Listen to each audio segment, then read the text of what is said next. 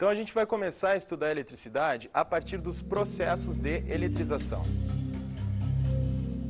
A eletricidade é um termo, é uma palavra que vem do grego eléktron. Esse termo quer dizer âmbar em grego. O âmbar é uma resina fossilizada. Essa resina ela permitiu aos gregos antigos a observação de um fenômeno estranho para eles na época. O âmbar, ao ser atritado com peles de animais ou tecidos, ele adquiria uma propriedade bastante estranha. Quando você aproxima o âmbar após ele ser atritado, ele adquire a propriedade de atrair objetos leves, como pequenas penas e palhas. O filósofo grego Tales de Mileto, que viveu por cerca de 600 a.C., foi um dos primeiros a tentar explicar esse fenômeno. O primeiro processo de eletrização que a gente vai ver então agora é o processo de eletrização por atrito.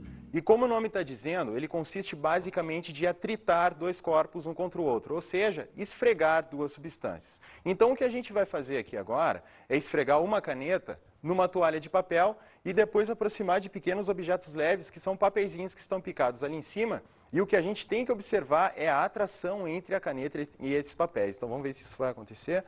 Então o que a gente faz é dar uma atritada aqui, ó, com essa toalha de papel na caneta, e depois então a gente aproxima dos papéis pequenos. Vamos ver se vai dar certo.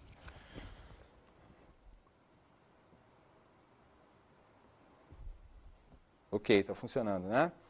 Então, pessoal, isso acontece devido a uma propriedade da matéria, que é a carga elétrica. A carga elétrica ela é uma propriedade das partículas que constituem o átomo. O átomo ele é constituído, basicamente, de um núcleo e de uma eletrosfera. No núcleo nós temos os prótons e os nêutrons, e na eletrosfera nós temos os elétrons. Os elétrons são portadores de carga elétrica negativa. Os prótons têm carga elétrica positiva e os nêutrons não possuem carga. De maneira geral, o que acontece num átomo é que ele apresenta números de prótons igual ao número de elétrons. Portanto, ele possui uma carga positiva igual à carga negativa. Então, o que a gente vai estudar agora são os objetos carregados e neutros, e isso depende, então, da quantidade de carga elétrica que esse corpo apresenta. Bom, como eu havia falado anteriormente, de maneira geral, os átomos eles apresentam um número de prótons igual ao número de elétrons. Portanto, a carga positiva é igual à negativa. Então, isso é o que a gente chama de corpos neutros eletricamente. Quando um corpo apresenta número de cargas positivas diferente do número de cargas negativas, nós temos então os corpos carregados eletricamente. Dessa forma, um corpo neutro então apresenta número de cargas positivas igual ao número de cargas negativas. Se por algum processo esse corpo alterar essa igualdade de cargas, ele vai se tornar então um corpo carregado eletricamente. Se um corpo perdeu em algum processo uma certa quantidade de elétrons, ele fica carregado positivo, pois sobram prótons em relação ao número de elétrons.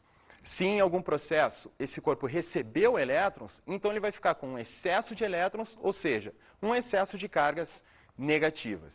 Então, resumindo, se um corpo em um determinado processo de eletrização perdeu uma certa quantidade de elétrons, ele fica com um excesso de prótons, fica carregado positivo.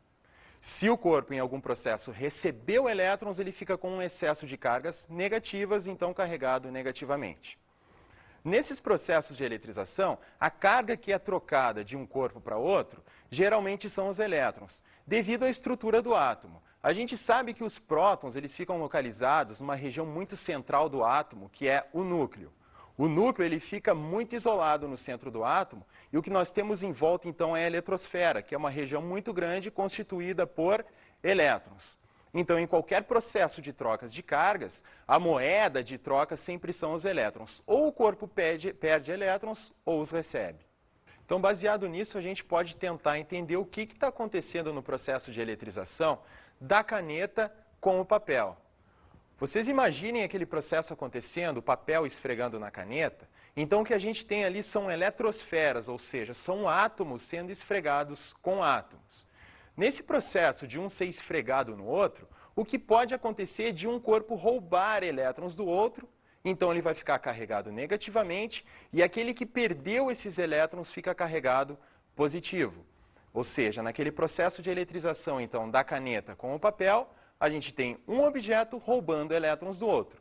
Um fica carregado positivo e o outro fica carregado negativamente. Então agora a gente vai ver a lei de Dufay da eletricidade. Essa lei, ela diz que corpos carregados com sinais contrários se atraem e corpos carregados com sinais iguais se repelem. Ou seja, dentro da eletricidade, então, o que nós temos com relação à carga elétrica é que os diferentes, os opostos, se atraem e os iguais se repelem. Então, se a gente for tentar entender o que está acontecendo naquele nosso processo de eletrização do papel com a caneta, é basicamente isso. O que está acontecendo é uma troca de cargas entre a caneta e o papel, um está arrancando elétrons do outro. Então, a gente pode imaginar, por exemplo, que a nossa caneta perdeu elétrons e ficou carregada positivamente.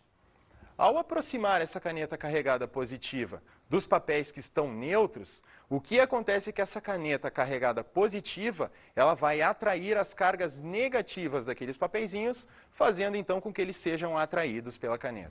Então, o segundo processo de eletrização que a gente vai ver agora é o processo de eletrização por contato. Antes da gente entender o processo de eletrização por contato, a gente precisa então analisar uma diferença básica que existe entre os materiais, que é o fato deles serem condutores ou isolantes de eletricidade. Os corpos que são condutores de eletricidade, a propriedade que eles apresentam é cargas livres que podem se movimentar na sua superfície. Já os corpos que são isolantes, eles não apresentam essas cargas livres. Mas o que são essas cargas livres, basicamente? Bom, isso vai depender do tipo, da espécie de material que a gente estiver falando. Se o condutor ele for um condutor sólido, ou seja, um condutor metálico, as cargas livres que ele vai apresentar para se movimentarem na sua superfície são elétrons. Aí nós podemos ter diferentes tipos de condutores, condutores líquidos, gasosos, que aí são condutores iônicos. São íons que se movimentam, então, nesse material. Você pode ter uns positivos ou negativos, então, conduzindo a eletricidade dentro desses materiais, ao contrário do que acontece nos isolantes, que eles não conduzem, então, a eletricidade por não possuírem essas cargas livres. Então, antes ainda da gente entrar especificamente na eletrização por contato, a gente vai ver um princípio muito importante que existe dentro da eletricidade, que é o princípio da conservação de carga elétrica. Então, para a gente entender o princípio da conservação de carga elétrica, a gente vai resolver um exemplo aqui. Vamos imaginar o seguinte, pessoal, dois corpos, dois objetos que apresentam cargas elétricas. A carga elétrica de um determinado corpo 1, inicialmente, tem um valor numérico que a gente vai atribuir assim, genericamente como sendo Q. O corpo 2 apresenta uma quantidade de carga inicial que a gente vai chamar de Q2, genericamente. Então, imaginemos que por algum processo, esses valores de carga sejam trocados entre esses corpos. Esses corpos isolados, os dois isolados, sem entrar um outro terceiro corpo na jogada, esses caras troquem, então mudem seus valores de cargas. Atingindo, então, no final, o corpo 1 passando de uma carga Q1 para uma carga Q1', e o corpo Q2 passando para uma quantidade de carga Q2'. O que o princípio da conservação de carga elétrica diz é que a soma dessas quantidades de carga inicial e final deve se manter constante. Ou seja, se nós somarmos as quantidades de carga iniciais Q1 mais Q2, isso deve ser exatamente igual a Q1' mais Q2'. Vocês querem um exemplo prático disso? Imagina o seguinte, vocês têm duas mesadas, vocês recebem mesada do pai e da mãe. E vocês depositam esse dinheiro em duas contas correntes diferentes, uma conta corrente A e outra conta corrente B. Digamos que vocês têm lá, num determinado momento, R$40 na conta corrente A e R$100 na conta corrente B. A quantidade de dinheiro total que vocês têm é quanto? R$140. Se vocês resolverem trocar, passar dinheiro de uma conta para outra, vai alterar o valor da quantidade de dinheiro em cada uma das contas, mas a soma total vai se manter a mesma. Então, isso é um princípio de conservação de dinheiro que vocês têm passando de uma conta para outra, o total se mantém constante. É a mesma coisa que acontece, então, no princípio de conservação de carga elétrica. Então, o que a gente vai ver agora é o processo de eletrização por contato propriamente dito. O processo de eletrização por contato, ele consiste de eletrizar certos objetos realizando contato entre eles. Para que isso ocorra, é preciso que inicialmente um dos objetos pelo menos esteja carregado. Então, se você colocar esse corpo que já está carregado inicialmente em contato com outros corpos, vai acontecer então uma transferência de cargas de um para outro. Então vamos imaginar que nós temos dois objetos, um inicialmente carregado e o outro inicialmente neutro. E vamos imaginar também que esses corpos eles são condutores. O que é um corpo condutor? Ele apresenta cargas que podem se deslocar com uma certa facilidade na sua superfície, né? Então vamos imaginar que a gente tem um corpo carregado positivamente e o outro neutro. Esse corpo que está carregado positivo, ele apresenta uma certa falta de elétrons, né? A gente viu que um corpo carregado positivamente é um corpo que perdeu elétrons. Então, se a gente colocar esse cara em contato com um outro corpo que está neutro, o que vai acontecer pelo fato de ele apresentar elétrons a menos, ele vai atrair elétrons desse outro objeto. Então, como esse outro objeto agora está fornecendo elétrons para ele, o que a gente tem é que esse cara perdeu elétrons e também ficou carregado positivo. Portanto, no processo de eletrização por contato, a gente tem que os dois corpos ficam carregados com cargas de mesmos sinais. Se a gente imaginar esse mesmo processo acontecendo, agora com um corpo carregado inicialmente negativo e o outro neutro, o que acontece é que esse corpo que apresenta cargas negativas em excesso, no momento que ele for colocado em contato com o corpo neutro, ele vai escoar uma certa quantidade de excesso de elétrons para o outro corpo. Isso acontece porque esse excesso de elétrons que esse corpo carregado apresenta, esses elétrons eles se odeiam, eles se repelem. A gente sabe que cargas que apresentam mesmos sinais, elas tendem a se repelir. Portanto, como esse material ele é condutor, esses elétrons apresentam uma mobilidade na superfície e eles se odeiam, se você colocar esses dois corpos em contato, esses elétrons que estão em excesso, eles vão ter uma área maior para se distribuir. Portanto, colocando em contato com outro corpo, esses elétrons, então, como eles se repelem, eles vão passar esse excesso de um corpo para o outro, sendo que os dois, ao final do processo, vão ficar carregados negativamente. Porque um estava com excesso de elétrons e passou uma certa quantidade desse excesso para o outro corpo. Então, nós vimos que o sinal das cargas, os sinais das cargas dos corpos envolvidos num processo de eletrização por contato são iguais. As quantidades de carga que os dois adquirem nesse processo depende das dimensões desses objetos.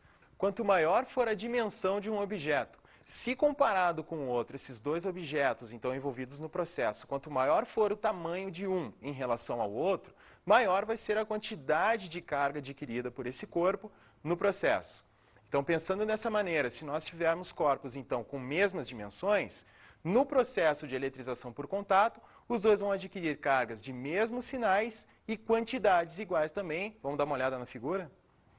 Então, o que a gente tem aqui nesse desenho são duas esferas condutoras de mesmas dimensões. Uma delas a gente pode imaginar que estava carregada inicialmente com cargas positivas e a outra estava neutra. No momento que a gente realizou então o contato entre as duas e separamos essas esferas, pelo fato delas terem as mesmas dimensões, então elas vão apresentar cargas de mesmas quantidades e também de mesmos sinais, porque a gente sabe que no processo de eletrização por contato, os sinais das cargas adquiridos são iguais. Então agora a gente vai resolver um exemplo de eletrização por contato. O que a gente vai ter então são dois corpos de mesmas dimensões, duas esferas condutoras, por exemplo, carregadas inicialmente com valores de 6 microcoulomb, uma esfera A, e 4 microcoulomb, uma esfera B. Então, o coulomb, que está aparecendo aqui, esse C maiúsculo, ele é a unidade de medida de carga elétrica no Sistema Internacional de Unidades. A carga elétrica ela é uma grandeza física que pode ser medida, portanto, ela precisa de uma unidade para expressar isso. E a unidade que expressa, então, a carga elétrica no Sistema Internacional é o coulomb. O micro que está aparecendo aqui, ele é uma potência de 10, ele é um prefixo que significa 10 elevado na menos 6. Da mesma forma que quilo é 10 na 3, ou que mili é 10 na menos 3. Então, a gente tem esses dois corpos inicialmente carregados com essas quantidades de carga. O corpo A com uma quantidade de carga de 6 microcoulombs e o corpo B com uma quantidade de carga de 4 microcoulombs. Então, o que a gente vai fazer agora é colocar em contato esses dois corpos e vamos ver qual vai ser a quantidade de carga adquirida por cada um ao final desse processo. Para a gente determinar a quantidade de carga de cada um, como a gente sabe que esses corpos apresentam as mesmas dimensões, Ao final do processo, eles devem ter quantidades de cargas iguais. Portanto, para a gente calcular isso de uma maneira simples, o que a gente faz é somar a quantidade de carga do corpo A mais a quantidade de carga do corpo B e dividir isso por 2. Então, o resultado dessa conta vai ser igual aos 6 microcoulombs que o corpo A possuía, mais os 4 microcoulombs do corpo B. Isso dividido por 2, então, vai dar a quantidade de carga de 5 microcoulombs para cada um deles. Então, a gente observa que os dois ficaram com quantidades de cargas iguais ao final do processo de eletrização por contato. Então, agora a gente vai falar do último dos processos de eletrização, que é a eletrização por indução. Então, nós já vimos os processos de eletrização por atrito, que consiste basicamente de esfregar uma substância na outra, gerando eletricidade estática. E também o processo de eletrização por contato, é que você obtendo então um corpo eletrizado inicialmente sendo colocado em contato com outros corpos, gerando a eletrização destes. O processo de eletrização por indução, ele consiste então de eletrização sem que haja atrito e sem que haja contato. Como o próprio nome está dizendo, é uma eletrização indireta, é uma eletrização que acontece por indução. Então, o instrumento que nós utilizamos para mostrar o processo de eletrização por indução é o eletroscópio. O eletroscópio ele consiste basicamente de um fio metálico com 2 folhas de alumínio leve suspensas e na ponta desse fio metálico é colocado então um detector eletrostático que é quem vai detectar então a presença de cargas elétricas. No momento que você aproximar um corpo carregado dessa esfera, o que vai acontecer é a atração de cargas elétricas em direção desse detector, gerando então uma eletrização daquelas folhas de metal que ficam lá embaixo. Pelo fato delas se carregarem com cargas de mesmo sinal, então elas vão se afastar uma da outra. Um exemplo prático de um eletroscópio, que é fácil de construir em casa, é esse que nós possuímos aqui. Ele consiste de um recipiente de vidro com um material isolante, aqui no gargalo pode ser uma rolha, um material de cortiça, e aqui então foi introduzido um fio, uma haste metálica, que possui uma esfera metálica então na ponta. E lá na base, lá na ponta desse fio metálico, então nós temos 2 folhas de alumínio leves, certo? Suspensas, que podem se movimentar com facilidade. No momento, então, que você aproximar um corpo eletrizado dessa esfera que está aqui em cima, o que vai acontecer é que as cargas desse fio metálico elas vão se redistribuir, gerando a eletrização, então, das folhas lá embaixo. Por exemplo, se você aproximar um bastão carregado positivo aqui dessa esfera, o que vai acontecer é que esse bastão positivo ele vai atrair os elétrons de todo esse conjunto que é constituído pelas folhas e pela haste. Então, os elétrons que vocês têm sendo atraídos lá das suas folhas de alumínio, eles vão subir em direção aqui à esfera. Portanto, como tem cargas elétricas faltando naquelas folhas, elas ficam carregadas positivamente e se afastam. Então, vamos ver como é que isso acontece na prática? Bom, o que a gente pode fazer é eletrizar a nossa caneta, novamente, a partir daquele processo de eletrização por atrito, né? O que a gente faz é esfregar a caneta no papel, gerando cargas elétricas então na caneta, e depois a gente aproxima ela aqui do nosso eletroscópio para ver se vai acontecer então um afastamento entre as folhas de alumínio. Então vamos tentar, vamos ver como é que acontece? Bom, então a gente eletriza aqui a nossa caneta com o papel, e agora a gente vai aproximar aqui então da esfera do nosso eletroscópio para ver se vai acontecer realmente o afastamento entre as folhas de alumínio lá embaixo. Então vamos dar uma olhada, não pode encostar.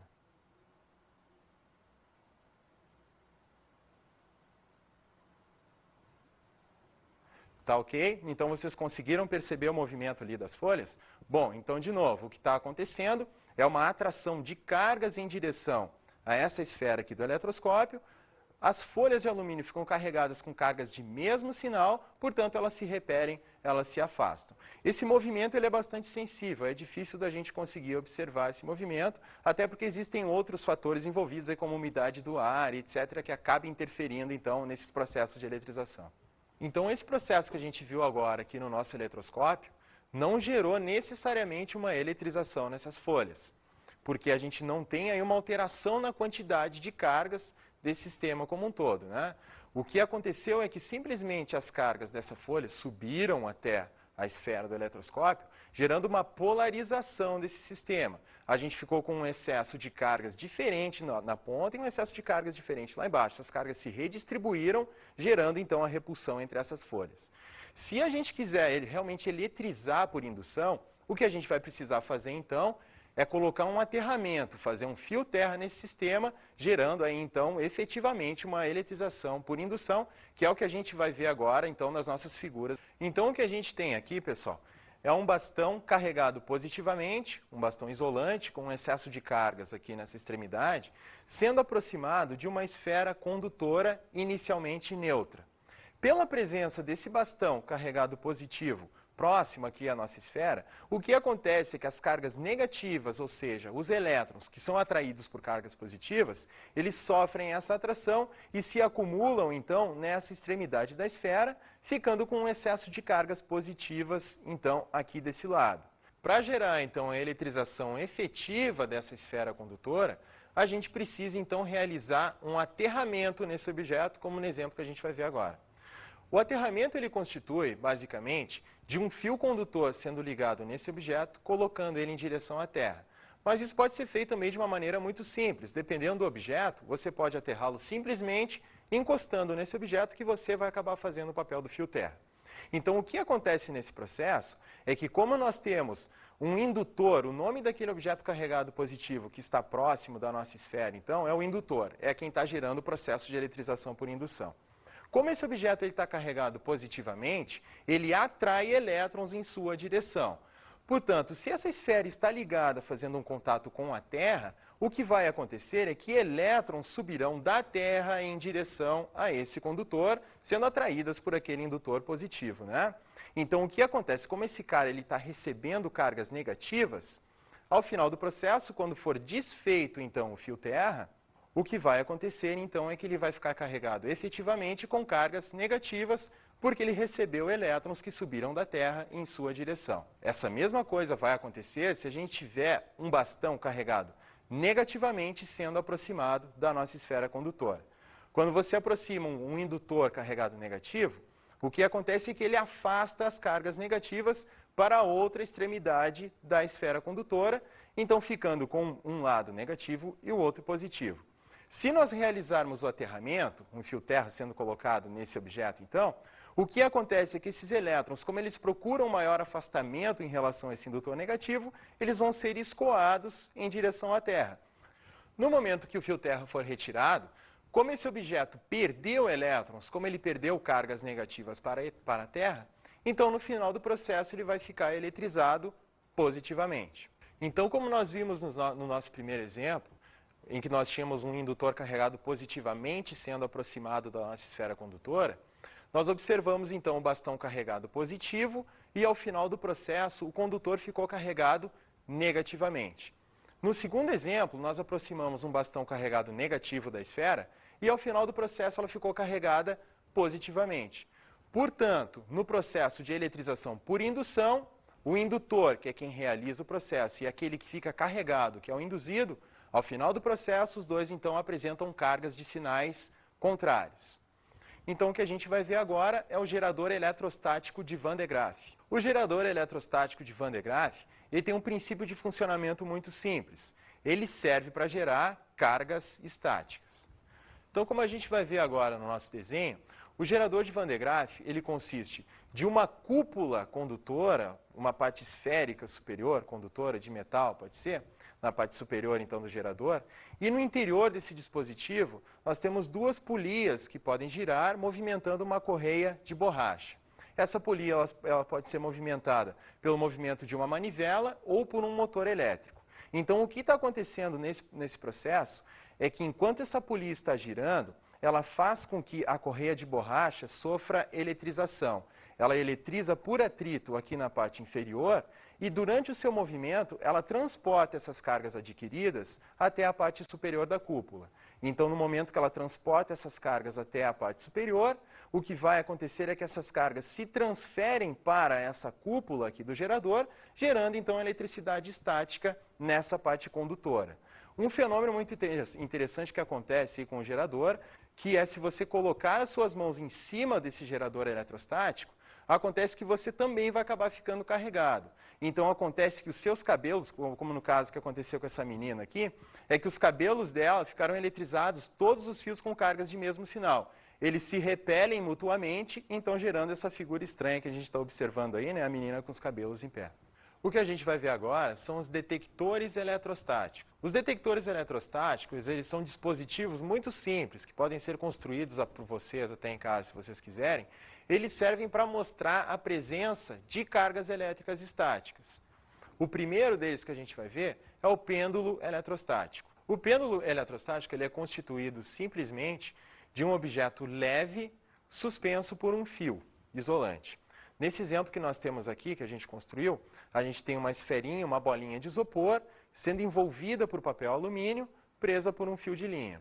Então, o que acontece basicamente no pêndulo eletrostático é que quando você aproxima um corpo carregado desse pêndulo, ele sofre, então, uma atração desse objeto carregado, mostrando, então, que esse objeto está carregado eletricamente. Então, a gente vai fazer agora uma experiência, a gente vai eletrizar a nossa caneta, né, no nosso papel aqui.